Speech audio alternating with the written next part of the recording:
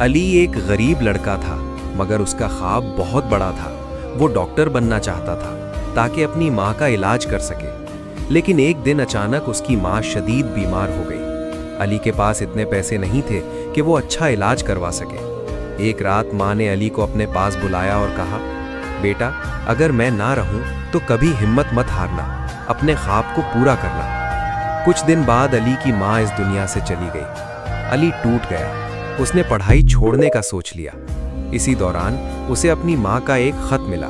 खत में लिखा था, बेटा अली, मुझे मालूम है मेरी बीमारी तुम्हें कमज़ोर कर देगी, लेकिन याद रखना, असल बहादुर वो होता है जो मुश्किल में भी अपने ख्वाब पूरे करे। मैं तुम्हें डॉक्टर बनता हुआ देखना चाहती हूँ। ये पढ़कर अली की आंखों में आंसू आ गए, मगर उसने हिम्मत नहीं हारी। वो दिन रात मेहनत करने लगा। कुछ साल बाद वही अली एक बड़ा डॉक्टर बन गया।